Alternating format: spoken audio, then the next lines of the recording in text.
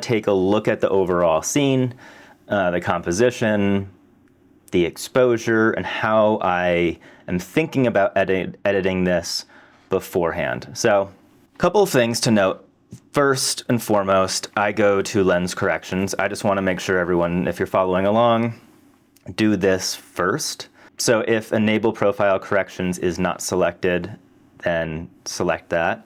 You can see what happens when I deselect it, unselect it. You can see the distortion. It is combating that distortion and also the vignetting in the corners. Also, make sure you select remove chromatic aberration. I don't know if we have a ton here. Still, just best practice. Sometimes you do have some, I can see it tiny bit affecting here, but like I said, just best practice. Second thing we want to do is make sure that we are level. I'm a little bit off, so if I go over here to this crop tool, you can also do this with a keystroke. Throughout this tutorial, I am going to be doing keystrokes. I'll show you how to get there without keystrokes, and then I'll put them on the screen so that you can actually follow along with them. So in Lightroom, if you press R, that will also bring up your crop tool. Go over here next to angle, and this is a little level tool. So you click that, click on one area, one edge of the frame. You want to just drag that along what the horizon is. So if I just do that, it auto corrects the horizon. Okay, the next thing I want to take a look at before we start editing is the histogram. So you can see on the right, this triangle is red. So let's actually click it. If you click it, it'll show you the areas that are blown out or where you're clipping data. And you can see up here, it's just a tiny little bit, but that does mean that we are losing some data there. And then if we click on this side, so remember on the right side of a histogram, those are your highlights, left side is your shadows, middle is your midtones. So we're clipping some of the blacks, we're clipping some of the whites. That's okay. We're gonna fix that. But also this area is not particularly interesting. So I'm not too worried about that, but we're going to try to correct it. Always try to make sure that as little data is being lost as possible.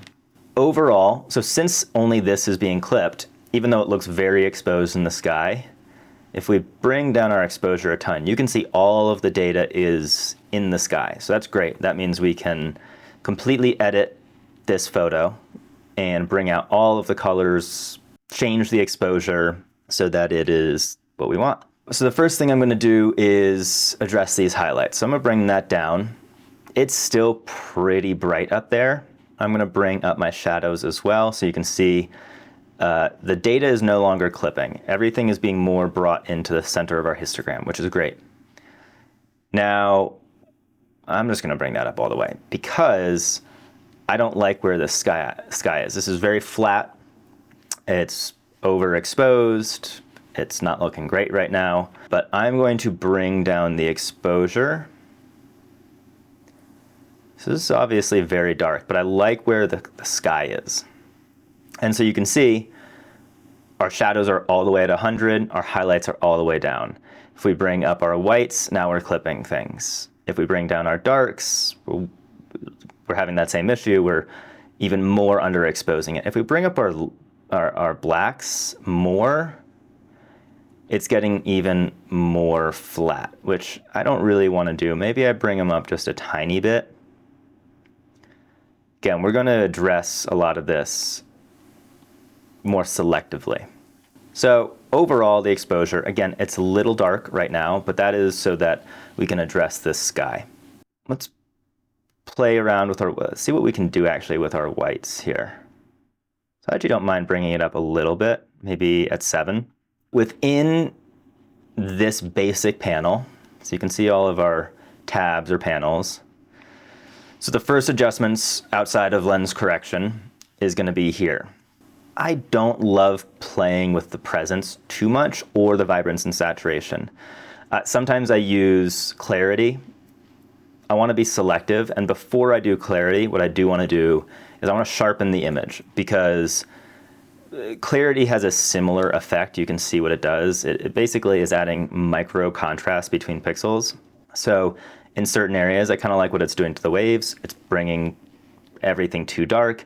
It's kind of making these mountains a little too crunchy. So before that, let's actually just sharpen our image. If we zoom in, you can see it's a little too soft in certain areas.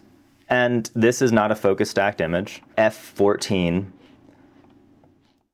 overall, depth of field is great, but it's a little too soft.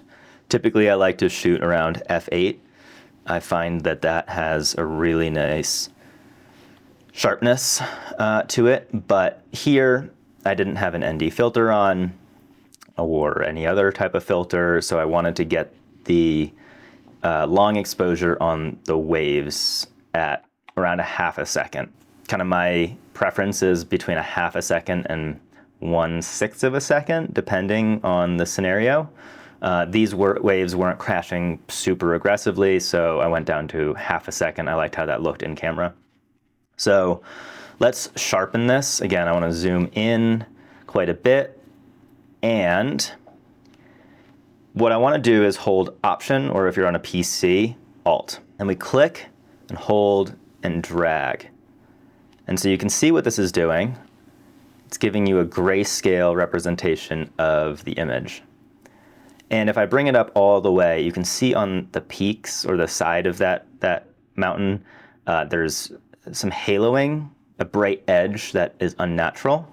So I definitely don't want to go too far on this. Sharpening is an art, if you will. You don't want to go overboard, because then you'll introduce haloing and other issues that just don't look good. Let's park it at 2 for now. Same thing with detail. We're going to hold Option, click and drag. So you can see the difference here. Also take a look at the sky. If you can tell, there's quite a bit of noise being introduced if I bring it all the way to 100. So I want to go to a point where it's improving the sharpness of the image, but it's not introducing too much noise. We will address that noise later on, but for now, let's just kind of park it at, say, 45 or 46. Okay, so you can see not a ton. You can see a little bit of sharpening, but not much. So what we're going to do now is click on the amount and drag this up. So if we go all the way, you can see how it kind of gets crunchy and weird, and there's a ton of noise being introduced in the sky. So and in the snow here, all over the place. So let's bring this down. So 70. Let's look at the before and after. And something to always remember, Photoshop, Lightroom, any Adobe, I guess photo editing product basically. These eyes will show or hide what you've done. So if I just click on this eye and hold it, it will show the before and after of the sharpening specifically. So I like what that did. Definitely added a good amount of sharpening. There's not really much issues with haloing or anything like that. There is some noise being introduced, but we'll deal with that. But overall,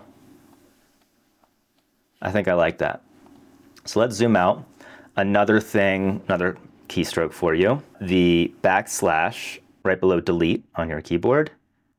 That will show you the overall before and after of the image. So you can see we started like this. Now our exposure in the sky is much better. It's very dark. We lost a lot of the whites and highlights in the foreground. And I certainly want to bring that back. You can see kind of the warm colors that are hitting the waves and the water. Obviously this area in the middle has that, but you can kind of see on the rocks and in some of the waves. So we'll want to enhance that a bit. Okay, so we sharpened it. We've done our basic adjustments. Let's start color grading, or figuring out what color, what mood, etc. we want for this image. It's a little too blue for me right now. I want to introduce some more warmth, but a little bit of magenta as well. Kind of give this sunsetty vibe. So if I go over to my temperature, let's drag that up a little bit and bring up our tint just a tad. So I like that change. Let's go a little bit warmer.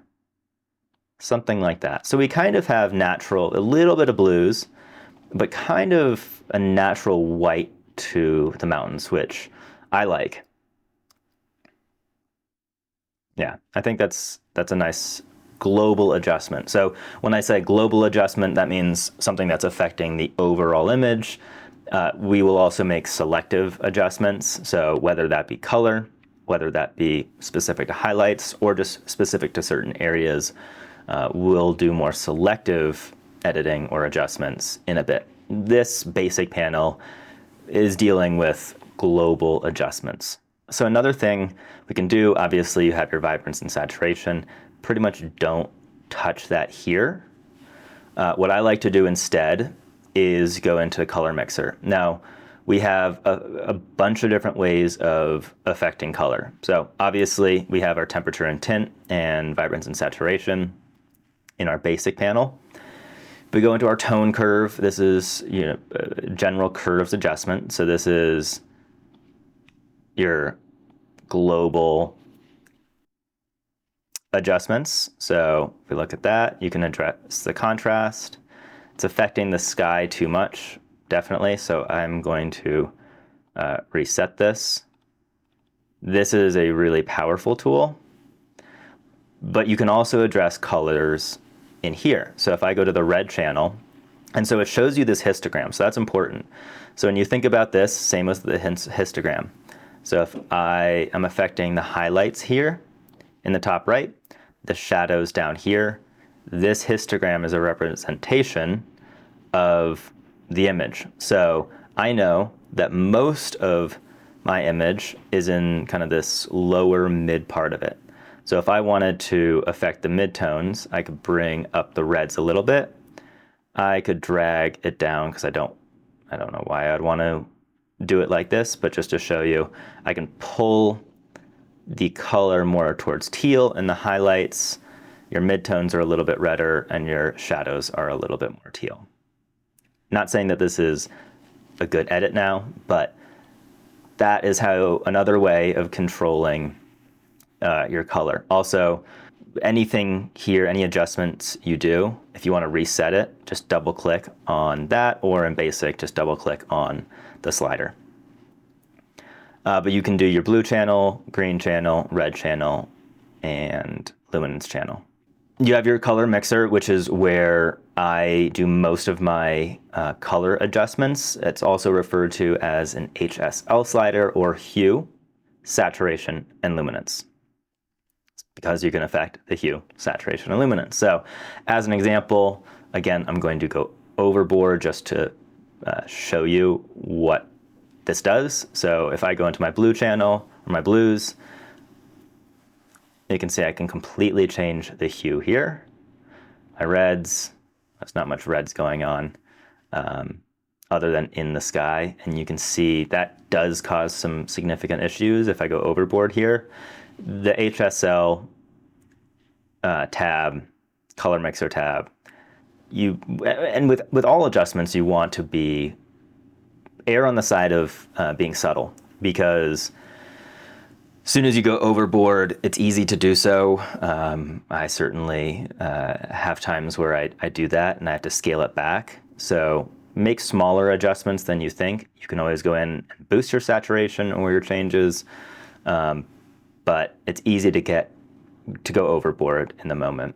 So saturation, same thing basically.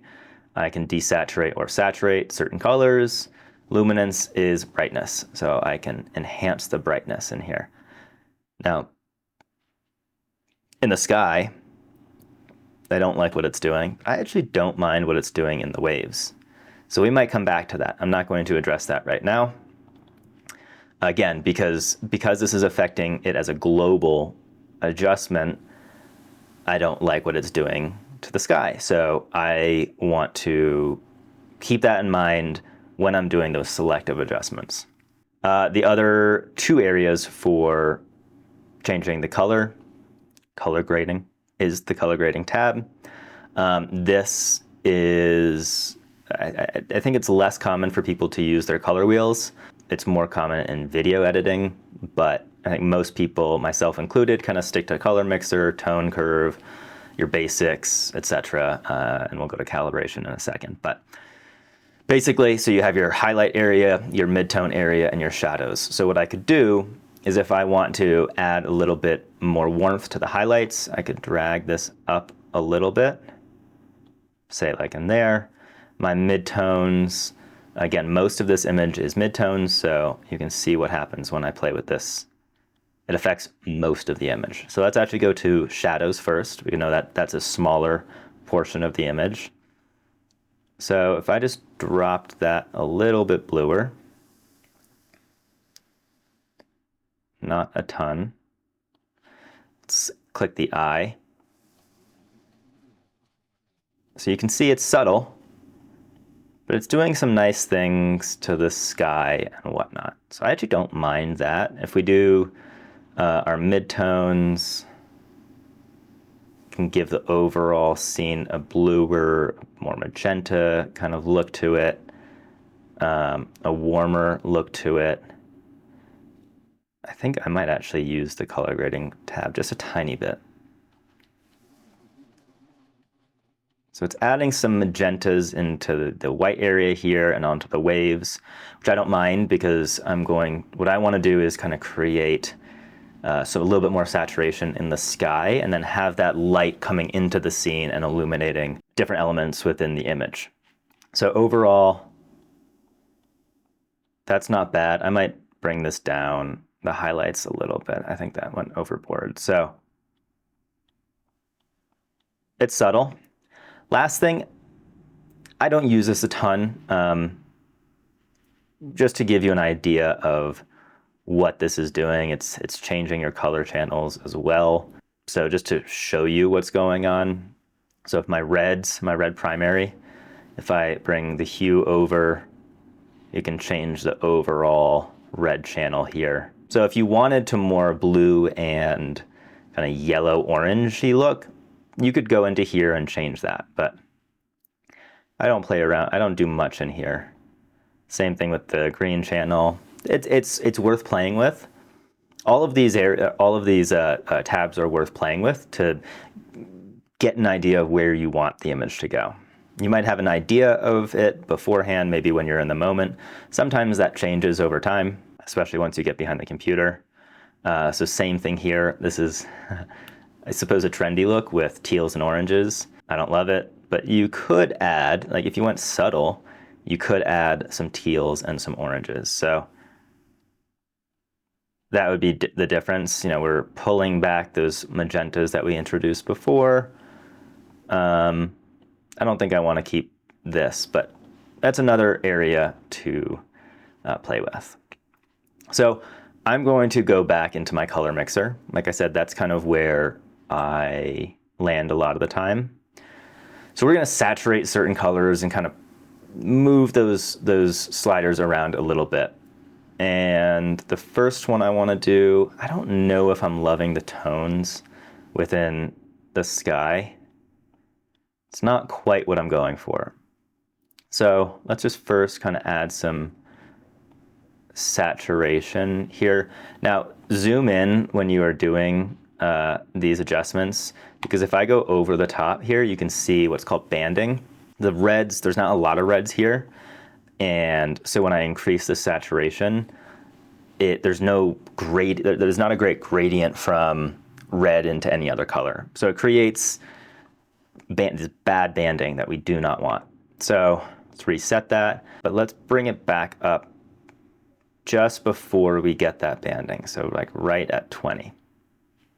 So before, after, just adding some nice saturation into those clouds without introducing much banding. I actually see a little bit. It's very subtle. So if we drop that down to like 10, I think that's okay.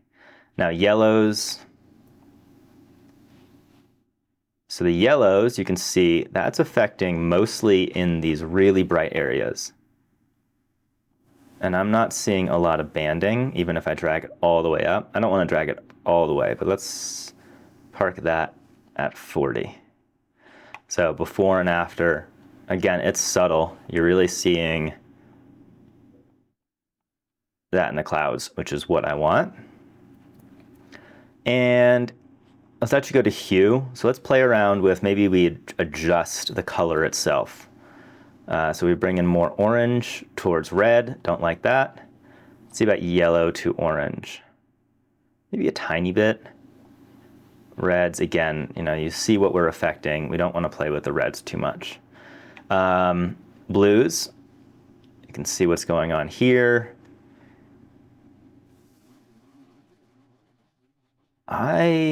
I think I'm good with this right now. Let's see, and let's check the overall before and after. Before and after. So it's still looking a little flat for me. I do like where the sky is. I like overall what's going on in the color we've introduced, but you can see all of those waves, that drama that's happening in the waves is kind of getting lost with pulling back those highlights so much. We do have more detail in the foreground though. It's not too dark like it was here. So that's good. So again, this is the challenge of having a high contrast scene. So, if I want these waves to look better, I would go back and maybe bring back those highlights a bit and bring up my whites, but then we're clipping. So here, we actually brought back some of the contrast here. The sky is, again, a little too bright for my taste. So, this is, like I said, this is the challenge with high contrast scenes.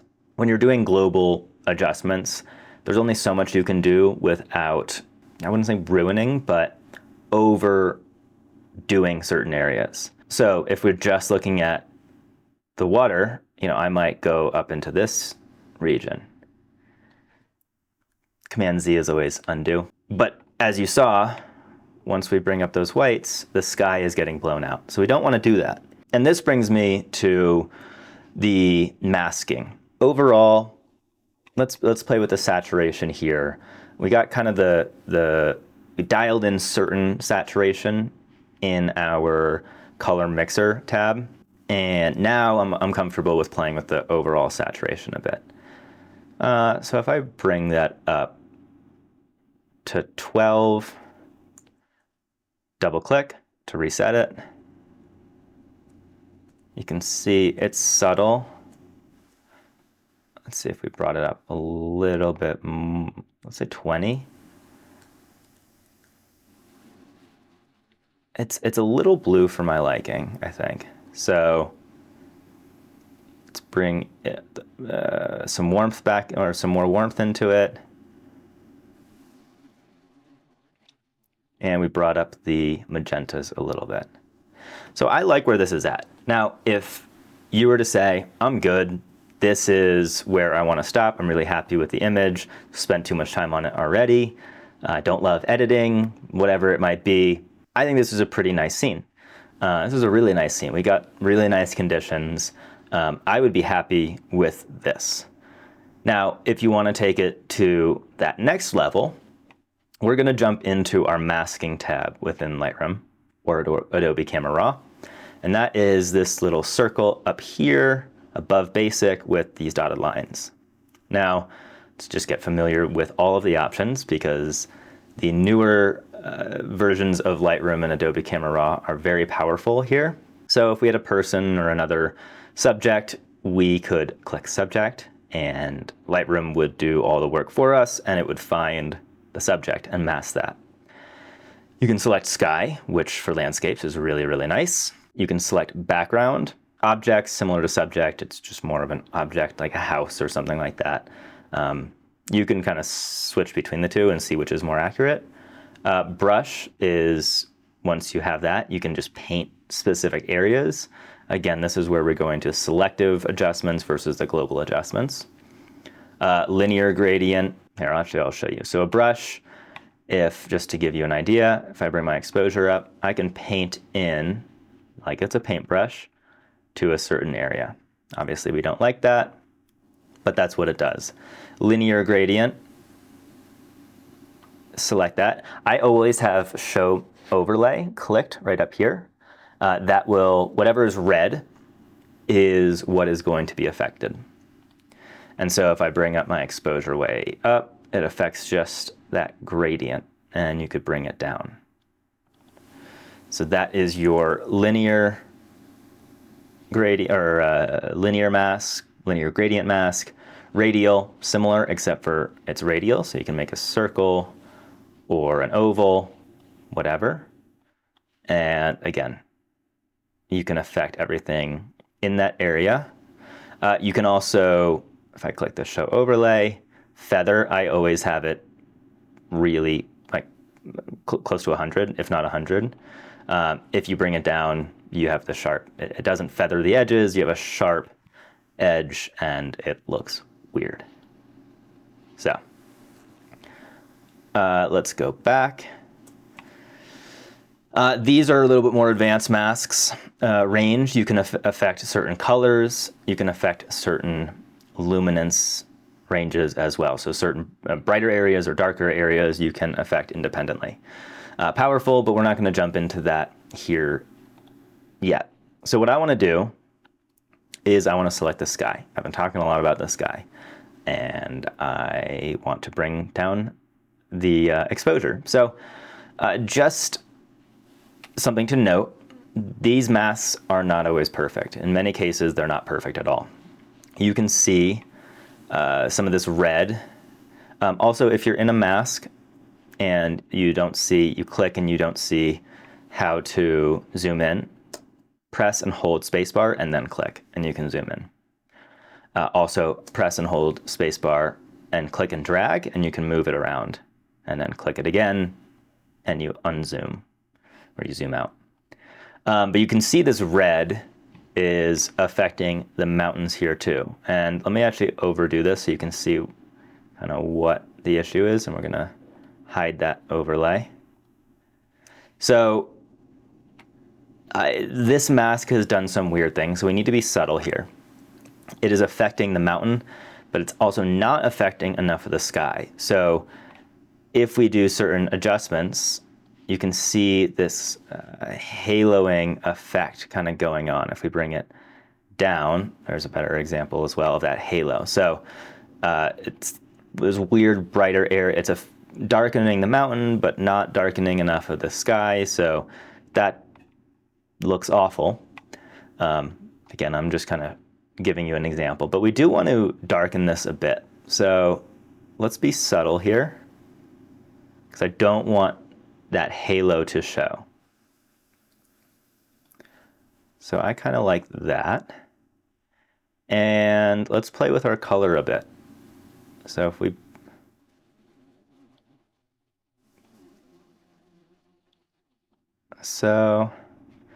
again, eyes. You can see the before and after here. I like that. I think I might make it a little less dark. So maybe minus 0.25 or so, 2.4. That works. So I'm gonna try another gradient here.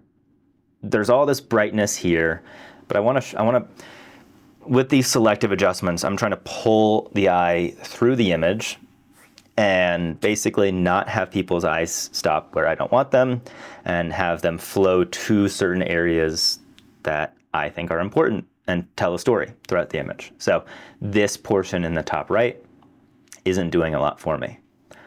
So let's create a linear gradient. We're gonna click up here and drag down. Again, that red is showing you what is being affected. I'm gonna do something like that and bring down the exposure. And actually, the nice thing is you can then adjust it a little bit more. You can rotate it, click on this dot, and affect that a little bit more. So I like that. kind of drawing the eye away from this top right corner. Let's see. So we want these waves to be more dramatic. So let's do another linear gradient and make sure that it is selecting really just that wave region. And here we're going to bring up our whites. And let's see about adding, no, it can be subtle here and add some more color into it, like that light is coming through and bleeding through. Naturally, that's what happens. You often will get light bleed, which is light really intensely spilling through the area that the light is coming from. It's like right above the town where the clouds are most intense. Obviously, you can see it on the water. So if we look at the before and after of that, I like that. I do think that some of the blues were lost a little bit here. This is actually where I might play with my clarity slider. So if we bring that up to 10. Yeah, I like what it's doing there. So it's kind of, it's creating more contrast within the waves. I might add a little bit of blue into the shadows. So remember the curves that we were playing with before? This is our shadow area. So I'm going to create a point down here. And, oh. And it's not. There we go.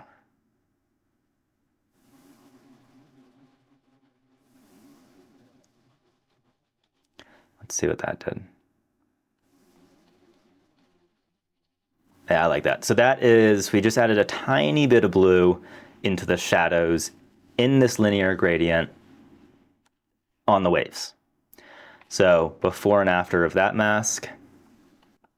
So you can see how much better the overall, scene looks, at least to me. And if we go up here, we can see everything we've done with the masks. So see how much, well, one, our foreground is a lot brighter. It might be a little too bright for the sky. Just a tad bit, more so in this bottom left corner. So let's go back to this mask. And maybe we'll actually bring down our, no, I don't want to do that because now we're clipping our blacks. Let's bring down our whites to 25. If we play with the highlights, again, it's just kind of nudging these adjustments ever so slightly, finding exactly what you want. Now let's look at the before and after. I like where that's going.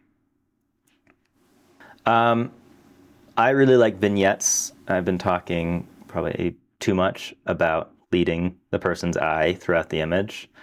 So I'm going to use some more masks to draw the eye away of certain areas. So this kind of region, it's a little less interesting to me.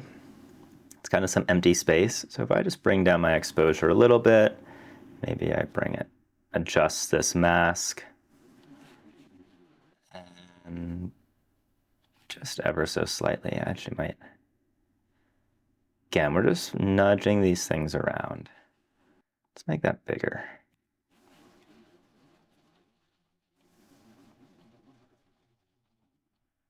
Yeah, maybe not so dark, maybe 30. And I'm going to accentuate the light, that light bleed we were talking about. So create a new mask. I'm going to go to radial gradient. We're going to kind of rotate this, create a radial, so it kind of mimics the shape of these mountains here. And kind of pick where it's brightest, or where I think the light's coming from. I'm just going to select right in here. You could kind of select here, but I'm going to go right there, I think. So the first thing with a light bleed mask, I'm going to go to dehaze, bring that down just a little bit. And then we're going to go here and add some warmth and add a tiny bit of magenta. So I like what that's doing. If you didn't see me do that, you might not even notice it, but it's adding some more light to our focal point, or our eventual focal point again. So if I'm thinking about this, I kind of want the eye to go from a number of different areas, but throughout the image, and then kind of rest here. That's where the town is. We come off the mountain, kind of see this cool Norwegian coastal town with these really interesting buildings. So if we go for the overall before and after, I mean, I really like where that's going. I think that's really nice. I might go back here and let's just, now that we made all of these adjustments, let's see. I might have lost a little bit of the blue. I'm not entirely sure. So let's just ease that back a tiny bit. You know, part of this is also, it's this really nice sunset, but we're in the Arctic and I want to keep that cold feeling when someone looks at it. So, no, I think pulling back the warmth overall is nice. And I mean, that looks pretty good. I'm pretty happy with that. Again, before, after. Yeah, there might be a little too much magenta. So let's leave it at 28. Well, no, maybe, you know, so many times I'll edit a photo and then I will have to sleep on it and then come back to it. And then that's when the final edit is done, for me anyway. I like to, sometimes you push sliders too far, and even if it's to go get coffee or walk your dog or whatever it might be, sometimes just taking a quick break from the image is needed. So the last thing that I'll show in Lightroom, I typically do this in Photoshop, but I'm just going to show you how you can do it in Lightroom. It's called dodging and burning. Dodging and burning is brightening or darkening certain areas selectively. So this, I use my brush tool. So again, go back into the mask, create a new mask, go over to brush, and we're going to change this. We're going to keep the feather up. I'm going to drop this flow down to 50 and size down a little bit. In Photoshop, I'll show the difference between flow and opacity and kind of explain that a little bit more. It's easier to show there. But what I want to do is I'm going to just nudge these whites up. Let's just leave it at 10 for right now. We can adjust this, which is really nice. But I'm going to, this is where I'm going to use some dodging and burning, mostly dodging on the waves, to enhance some of that movement. So if I just paint in here along kind of the areas with motion and where I see leading lines. Again, I want this to be subtle. You might not even notice what is happening right off the bat, which is great. I'll show you the before and after, and you'll definitely be able to tell. Actually, you know what I might do is also increase that clarity. We added a little bit of clarity before, but since we're just affecting the waves, I'm okay adding a little bit more. So we just keep doing this and do this. You can be as neurotic and over the top as you want, as long as you are making kind of subtle progressions through this. It will add a lot more depth to the image. Okay, so see the before and after here. See what that did? That enhanced those waves really nicely, and we could even do it a little bit more. So bring those whites up, maybe 25, 26 now.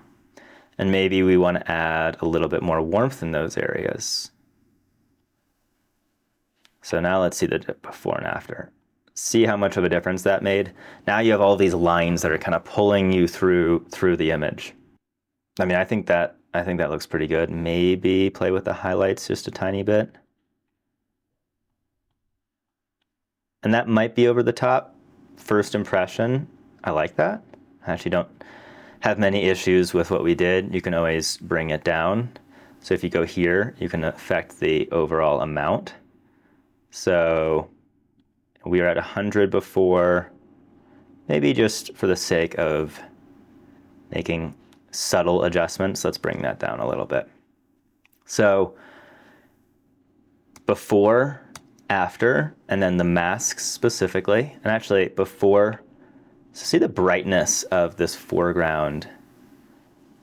It's still being brought down quite a bit. So you could, go into this mask and play around with it even more, bring up those highlights even more if you wanted.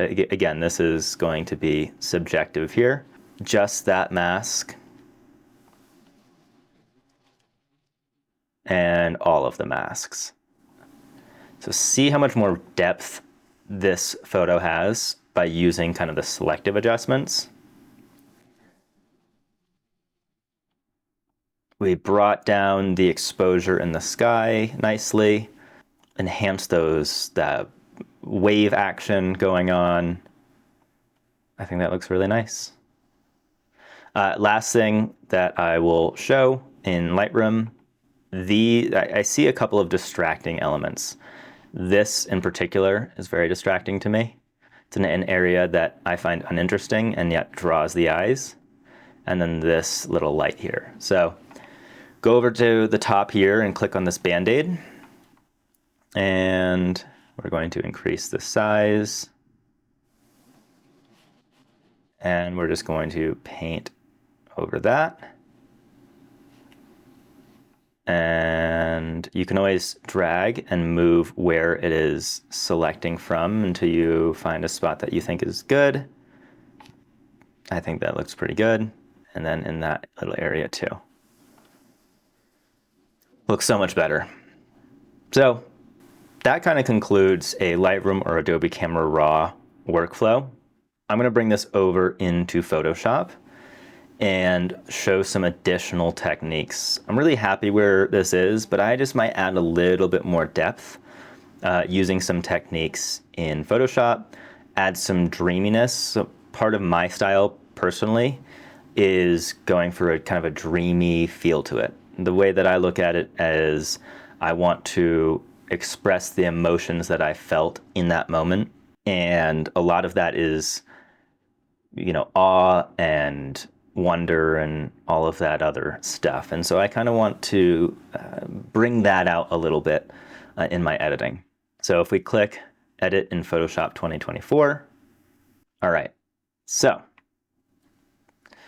first thing I'm going to do in Photoshop is Command J or Control J if you're on a PC. That is just going to duplicate that layer.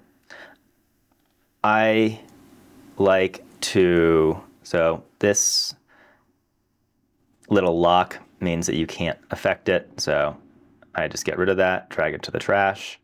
I want to label this before so that one, if I mess anything up, I can go back and this is my kind of starting point in Photoshop. And also I can see the before and after of the adjustments I do within Photoshop. So one thing I do like to do, part of my color grading, if you will, does exist in Photoshop. I like to use this selective color tool. I've just found it works really well for me. I find that it's very subtle, even more subtle, or can be more subtle than some of the other adjustments that we did. And so you go up here and you can select the different colors that I'm affecting. So right now, let's select the yellows, because let's start with the sky and see if we can make it any better for us or maybe worse, and just kind of play with that. So we're not doing a ton. Really not affecting a lot here. Oh, that's because it's selected greens. Yellows. So if we bring up the yellow, yeah, you can see what's going on here. So trick to zooming in and out, hold Z, click, and drag to the right or left to zoom in and out. Once you release, it comes back to the brush. Brush is also right here, or if you just press B. Same as in Lightroom, hold spacebar, click and drag to move. So now we get a little bit better of a look at the colors that we were adjusting. So I don't mind adding some to that. Let's see the magenta. I want to be subtle here, but I do like kind of the orange that it's bringing in. Play with our cyans. It's just affecting some more of those oranges. So maybe bring that down a little. So before, after, it's subtle. Again, this is why I like this tool, because you can make adjustments that overall increase the saturation, but in small amounts. So if I go to the blues, hold Z and zoom out, hold spacebar, move this around, hold Z and zoom in so we can see that nice front and center. Okay, so now we have our blues. So you can see it does, because there's a lot of blues in this image, this is definitely affecting the overall scene quite a bit more. So if we think about introducing yellows, that's going to get rid of some of those blues. If we reduce the yellows, we add more blue. I might add a tiny bit of blue. Do we want to add magenta? If we go the opposite way, that's our teals, so I don't want to do that. I don't think I want to change those blues too much. If we do cyans, I think we're good here. I think overall that looks pretty good. Adds a subtle adjustment, but just another way to add a little bit of saturation into it without going over the top. We already addressed dodging and burning in Lightroom. This is where I do most of my dodging and burning in Photoshop. I have a lot more control here, in my opinion, and that's just, it works for my workflow. So what we do, there's a bunch of different ways of dodging and burning in Photoshop. I'm just going to show you one. It's the way I do 80% of my dodging and burning. We go down here to this little square with a plus bar, creating a new blank layer. We're going to go over where it says normal, click that, and go down to overlay. Now you can use soft light or overlay. I typically add overlay. It adds more saturation. So just keep that in mind. If you want a less saturated dodge and burn, go with soft light. If you want a little bit more saturated, go to overlay. So I'm gonna select overlay. And actually, before I do that, let me show you what the difference between opacity and flow is. Okay, so if we bring our flow all the way to 100%, I'm gonna bring down my opacity 38%, sure. We are gonna make sure that white is selected. And if I start painting over, let's do a little square, and say I want to give a nice gradient to this. So you can see how as I kind of go over my previous strokes, there is kind of this weird, it doesn't blend well. So you can see where it intersects a previous line, it gets brighter and it creates this weird, well, not blending. We want a nice soft gradient. So let's bring our opacity all the way back up and our flow to 12%. So if I do the same kind of thing, create a square and say I want to shade it a little bit. So from dark to bright. So, and if we just kind of squiggle around, see how it's not doing the same issue as opacity. So we actually have the ability to kind of create a gradient here. And so when we're dodging and burning, we want control of how soft and how well blended what we're doing is. So that's why 90% of the time I use opacity instead of flow. If we go back to our dodge and burn layer, I'm actually going to label this. So dodge, burn, water. And in this case, so I mentioned overlay creates more saturation when dodging and burning. I'm going to bring my flow all the way down to 1. And I also want to create some of that warm color. So I'm going to go up here to my color picker. And so I can select white. I can go all the way into the orange. I can do black and anything in between. But I'm going to select something right in here. So kind of a light orange. I'm going to just start painting in where I want that light to hit, kind of enhance the natural light. So we can see here, we have some nice warm colors here and all in the waves. So if I, oh, and that I got to make sure I'm selecting the right layer. We're in overlay. Let me just start painting this in. And I'm going to speed this up so that you're not watching me just dodge and burn tiny little areas.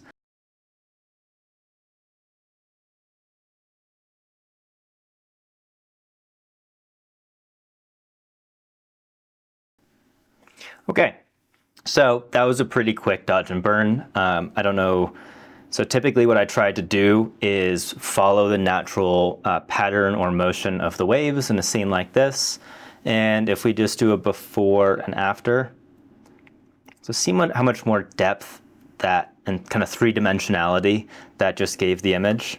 So you can go crazy with dodging and burning. It's definitely a technique that I use quite a bit to, again, I'm going to overuse the word, but create depth. The goal is to kind of make it so that the viewer feels like they could be there, that they're looking through a window and not just a photo, or at least that's my goal. And so I like what we just did with the water. I think that looks really nice. We also added some light onto the rocks as well. So I'm actually going to do the same thing, but here's where I'm going to use opacity. So again, we go over to overlay. We are going to call this DB Mountains. We're going to do a similar thing, but we're going to bring our flow all the way to 100 or 99, whatever, and bring our opacity down to, sure, let's say 9. And I'm going to go over here and change my hardness to about 75, 76, that's fine. And the reason for that is I'm going to do some dodging on these mountains. And so if we zoom in, you can see where the warm light is hitting. Now, the reason I'm using opacity is I want a uniform brightening on these mountain peaks and areas.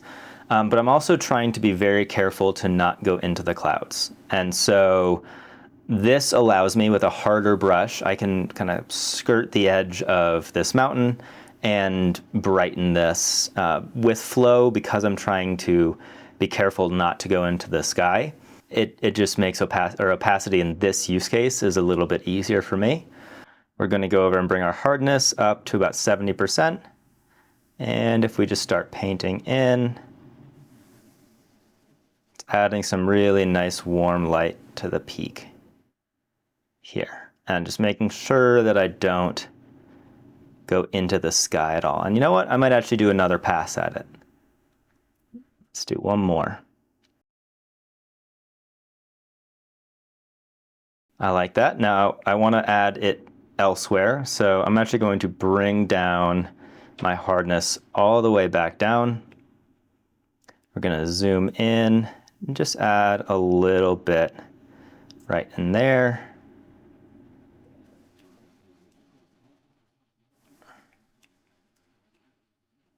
And maybe a little bit more in there. And just do a couple of little paints. You can kind of see where the light is hitting this mountain. So if we zoom back out, then you could go over into these peaks too, and just a tiny little bit of warmth into there. And you can be much more meticulous as I'm being right here.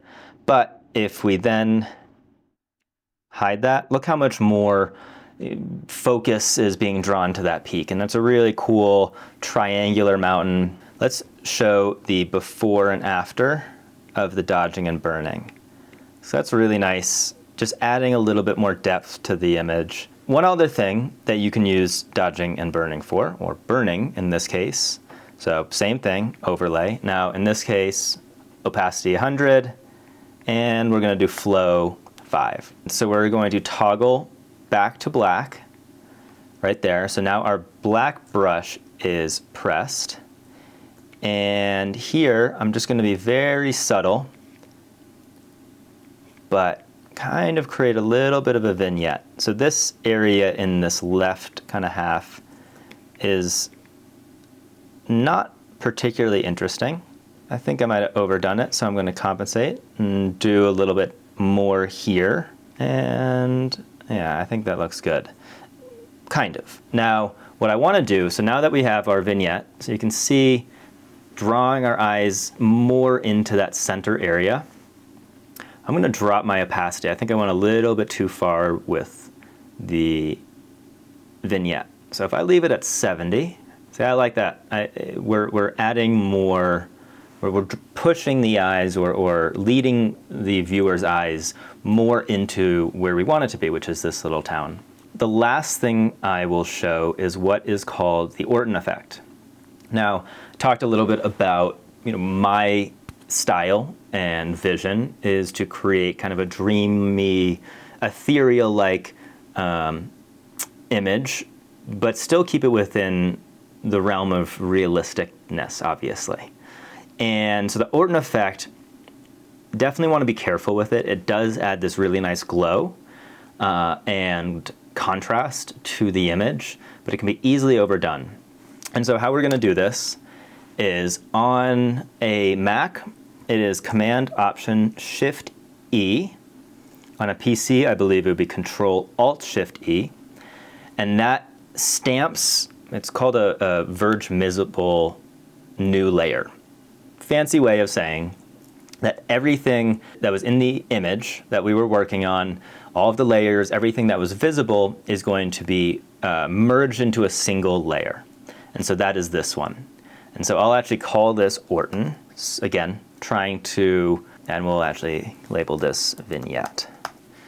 Trying to stay organized, especially as you have more and more layers. So within the Orton effect, we are going to go over to the blend mode. Once again, click normal, go down to overlay, go up to filter, down to blur, Gaussian blur. I have 48.7 radius selected. Typically, you want to keep it close to what your megapixels are for your camera. So mine's 45.7, 48.7, pretty close. So if you're on a 24 megapixel camera, kind of keep it in the 24 range. Once you've got that, press OK. Another thing I like to do with the Orton effect is go over to Image, Adjustments, Levels, and I just ease this back a little so it's a little bit brighter. So something around there. Press OK, go over to opacity, right bar blend layer in this, or blend mode in this layer area. We can either click that drop down and use the slider, or what I prefer is you click and drag on the opacity all the way down to 0. I like to let it sit, let my eyes readjust to this image and where it was before the Orton effect. And then I'm going to click and slowly ease this back up. I never, 99% of the time, don't want to go above 16% opacity. But I want to ease this back up ever so slightly to a point that I'm happy with. And it's pretty subtle as you're doing this. So I might leave it at 13%. And let's see the before and after. So see how much more contrast and kind of glowiness this image now has. So I really like that. I often use Orton effects. Definitely don't want to overdo it, but it's a really nice tool to just add a little bit of saturation, a little bit of contrast in this kind of dreamy-like quality. And so I'm overall really happy with this image. And we can see the before and after of our Photoshop adjustments. So this was what we had done in Lightroom. And this is what we've done now in Photoshop. Overall, really happy with how this turned out, the composition, and this moment. I hope you enjoyed this tutorial. Hopefully you learned a thing or two and can implement some, all, none of the elements or the techniques I used here. Let's just go back real quick. What we did in Lightroom, that's a really nice image right there. And I would be happy with this. Now, I always just go a little bit further in Photoshop and kind of add a little bit of spice, I would say, to it. but either option is perfectly good. And even some of the earlier iterations of our Lightroom edit are beautiful. It was just a beautiful scene, and yeah, I'll see you in the next one.